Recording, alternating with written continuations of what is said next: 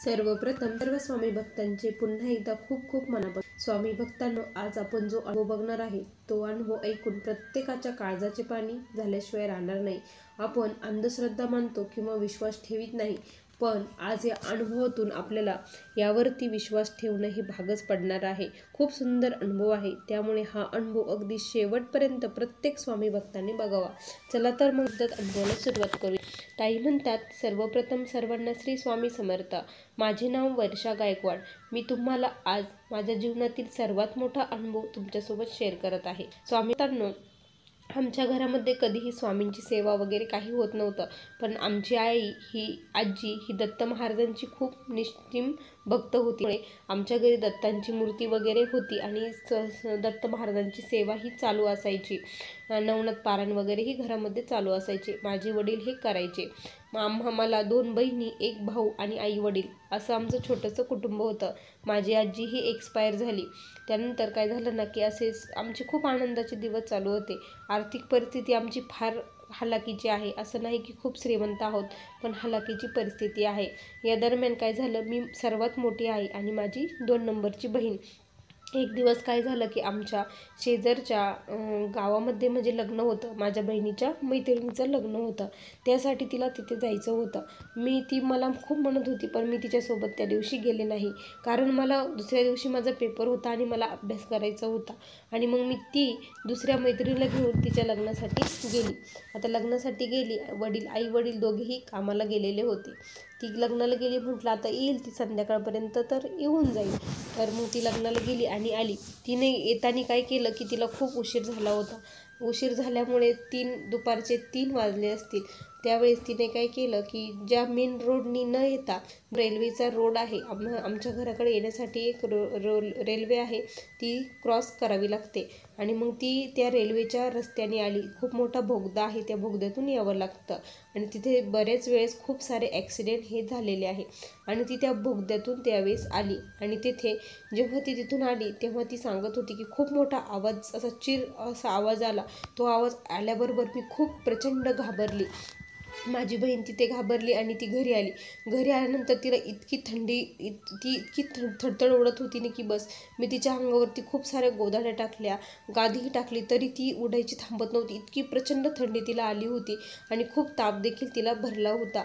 अचानक काय झालं, मला वाटलं की उन्हातून आली त्यामुळे असं झालं असेल। मग आई वडील तर घरी नव्हते, मी एकटीच होते। म्हटलं काय करा, मग घरामध्ये ते औषध होतं, ते औषध मी दिलं, पण तिला थोडा देखील त्या औषधाने फरक पडला नाही। खूप प्रचंड ताप तिला भरला होता। मग आई वडील संध्याकाळी घरी आले, ती तरी पण खूप तापाने फणफण करत होती। अक्षरशः तिचे हातही वाकडे तिकडे झाले होते, डोळेही ती पांढरे करत होती। मेंदूमध्ये ताप गेला अशी शक्यता आम्हाला वाटत होती। मग वडील खूप घाबरले आणि आम्ही तिला सरकारी दवाखान्यामध्ये ताबडतोब घेऊन गेलो। तिथे गेल्यानंतर डॉक्टर म्हणे ताप खूप आहे, त्यामुळे असं झालं असेल। मग त्यांनी तिथे ट्रीटमेंट वगैरे केली, औषध दिले आणि एक सलाईन लावलं। सलाईन वगैरे लावून दुसऱ्या दिवशी तिला घरी सोडून दिलं। म्हटलं आता नॉर्मल होईल। त्यानंतर 2-3 दिवस ती एकदम व्यवस्थित नॉर्मल राहिली। त्यानंतर पुन्हा तिचं तेच सुरू झालं। ती अचानक अशी त्या दिवसापासून आहे ना, म्हणजे ती नॉर्मल जशी अगोदर होती, हसायची, खेळायची, बोलायची, तसं काहीच करत नव्हती। सारखी एकटक बघत बसायची किंवा आम्ही जर तिच्यासोबत बोलत असो ना तर त्याला ती रिस्पॉन्सच देत नसायची। असं वागत होती की तिला ते काही कळतच नाही। रात्री झोपेमध्ये खूप ओरडायची, किंचाळायची, एकटीच कधी जोरजोरात हसायला लागायची। असे विचित्र तिचं वागणं बघून सर्वजण खूप घाबरले होते। अक्षरशः खूप भीती वाटत होती, नेमकी हे काय झालं। त्यावेळेस आईच्या लक्षात आलं की हे हॉस्पिटलचं नसून बाहेरील बाधा तिला झालेली आहे असं म्हटलं। माझा कधीही या गोष्टीवरती विश्वास नव्हता। मी आईला म्हणायची की हे सर्व खोटं आहे, पण जेव्हा मी प्रत्यक्षात ते बघत होती त्यावेळेस खूप प्रचंड भीती वाटत होती। अक्षरशः मला घरामध्ये झोपण्याची सुद्धा खूप भीती वाटते। त्यावेळेस मग काय करावं काही कळेना। त्यावेळेस मग आमच्या गावामध्ये एक दर्गा आहे, तिथे ते दर्ग्यामध्ये आरती वगैरे होते। ते बाबा असतात, ते बाबा हे भूत प्रेत उतरवतात असे म्हणतात। मग आम्ही त्यांच्याकडे म्हणजे त्या दर्ग्यामध्ये घेऊन गेलो.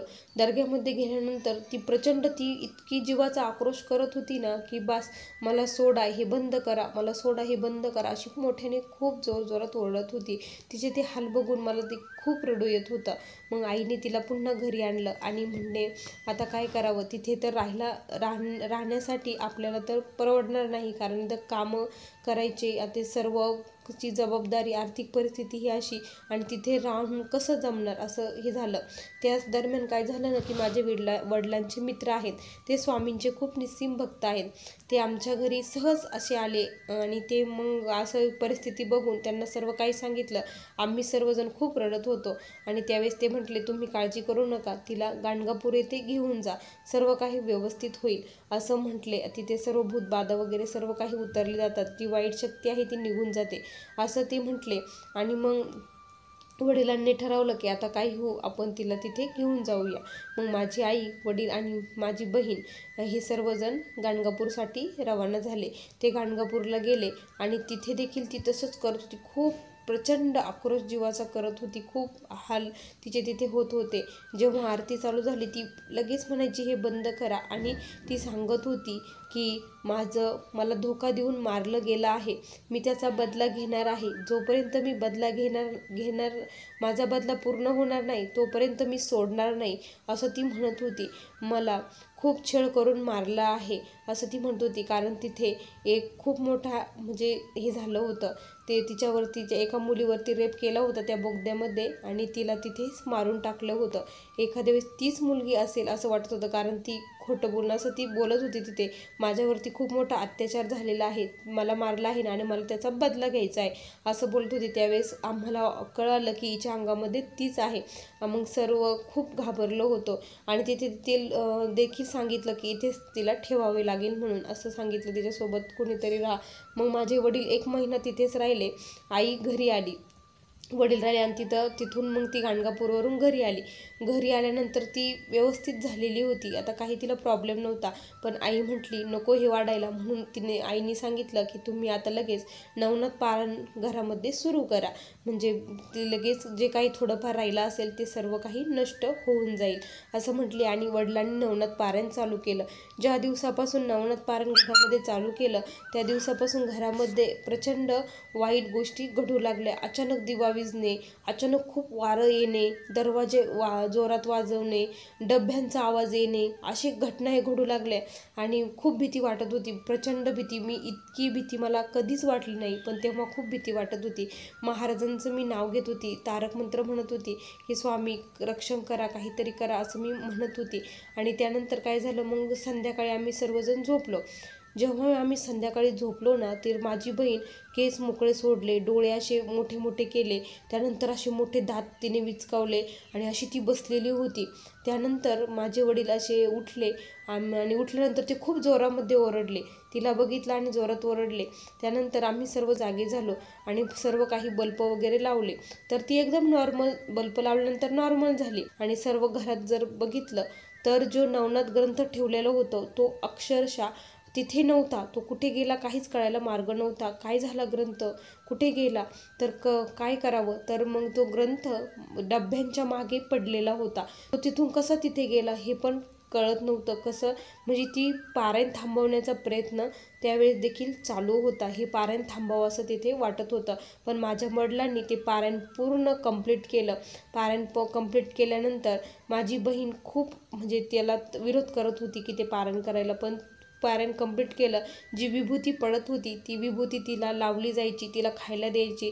आम्ही रोज ग्रंथाला नैवेद्य दाखवायचो, तोच नैवेद्य तिला खायला देत असायचो. त्यामधून तिचे हळूहळू सर्व काही व्यवस्थित झालं. ती पहिल्यासारखी नॉर्मल झाली. खूप प्रचंड मोठा विघ्न आमच्यावरती हे आलेलं होतं.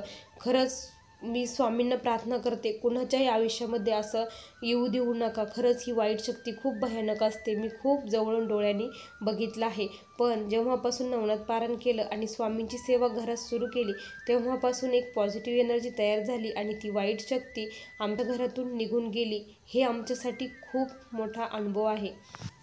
असा मला आलेला हा अनुभव होता. श्री स्वामी समर्थ. बघा स्वामी भक्तांनो, किती सुंदर अनुभव होता. तुम्हाला या ताईंचा अनुभव कसा वाटला नक्की कमेंटमध्ये कळवा. पुन्हा भेटूया अशा सुंदर अनुभवासोबत. तोपर्यंत सर्वांना श्री स्वामी समर्थ. जय जय स्वामी समर्थ. श्री गुरुदेव दत्त.